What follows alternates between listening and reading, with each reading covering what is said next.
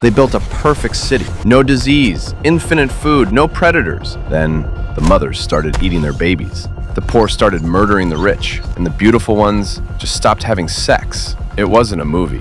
It was an experiment, and you are living in it right now.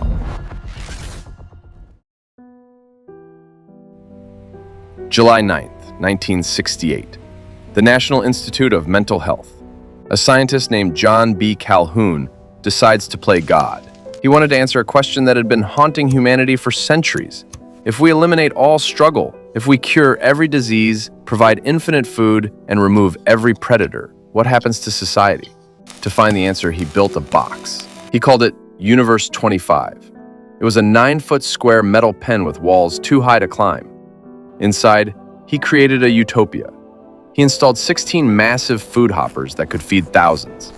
He built 256 nesting boxes, accessed by mesh tunnels, capable of housing a population of nearly 4,000 mice. The temperature was kept at a perfect 68 degrees.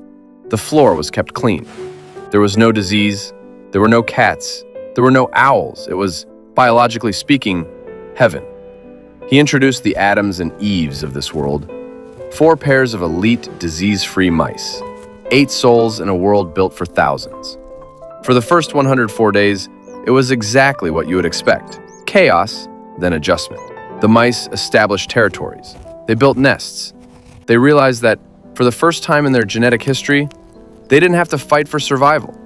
This was Phase A, the adjustment period. But then came Phase B, the explosion. Every 55 days, the population doubled. 20 mice became 40. 40 became 80. 80 became 160. It was the golden age of Universe 25. Mothers cared for their young. Fathers protected the nests. The social hierarchy was functional. They were living the dream. But Calhoun noticed something. Even though the physical space was vast, the mice crowded together. They ate from the same few hoppers. They slept in the same few boxes. They were addicted to each other's presence. By day 315, the population hit 620, and this is where the math broke reality. The rate of growth began to slow down, not because of food, the food was still infinite, but because the social pressure was becoming unbearable.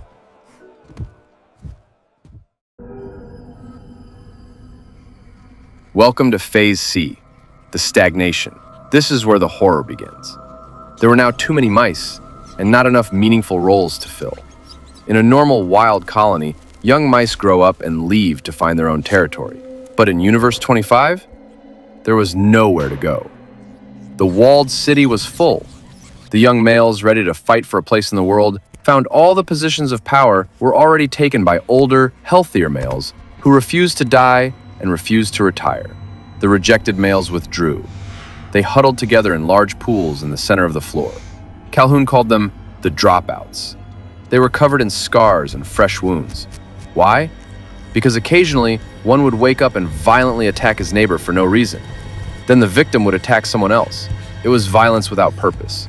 A chain reaction of meaningless pain. The females suffered even worse. With the males abandoning them and not protecting them, the females became aggressive. They had to defend their nests alone, but the stress was too much. They began to evict their own babies before they were weaned. They would wound their own young.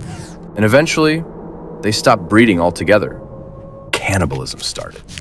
Even though the food hoppers were full of premium pellets, mice began eating other mice. It wasn't hunger, it was madness. Calhoun called this the behavioral sink. A collapse of behavior not caused by a lack of resources, but by the sheer toxicity of social overcrowding.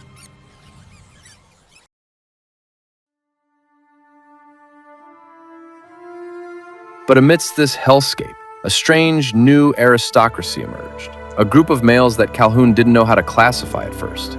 He eventually named them the beautiful ones. These males withdrew completely from the violence. They didn't fight for territory. They didn't compete for females. They didn't try to mate. They retreated to the higher nesting boxes, far away from the bloodbath on the floor.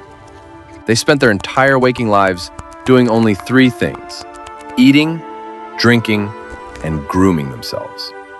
They were physically perfect, while the mice on the floor were torn apart, missing ears and tails, covered in lesions. The beautiful ones had sleek, glossy fur. They were healthy, they were fat. They looked like the pinnacle of the species. But inside, they were empty. They had no social skills, they had no drive. They were essentially autistic statues, living in a bubble of narcissism.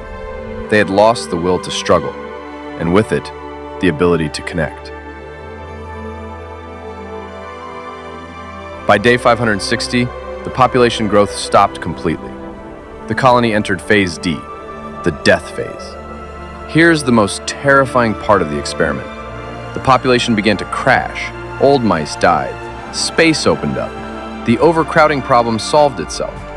The perfect environment was still there, but the new generation, the children of the chaos, they could not recover. They had forgotten how to be mice. The females had forgotten how to mother.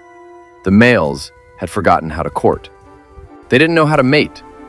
They didn't know how to interact without violence or total withdrawal. The few mice that were born were ignored and died of neglect. The beautiful ones lived on for a while, grooming their perfect fur in the silence of a dying world, but they never reproduced. The average age of the colony skyrocketed. It became a nursing home for the insane. On day 1588, the last mouse died. Universe 25 was extinct. Calhoun wrote a chilling conclusion that haunts sociologists to this day. He said that for a social animal, there are two types of death. The first is the death of the spirit. When a being loses its purpose, its connection, its necessary struggle, when it has everything it needs but nothing to live for, that is the first death. The animal is still breathing, but the creature is gone. The physical death is just the inevitable second act. The colony died in spirit long before the last heart stopped beating.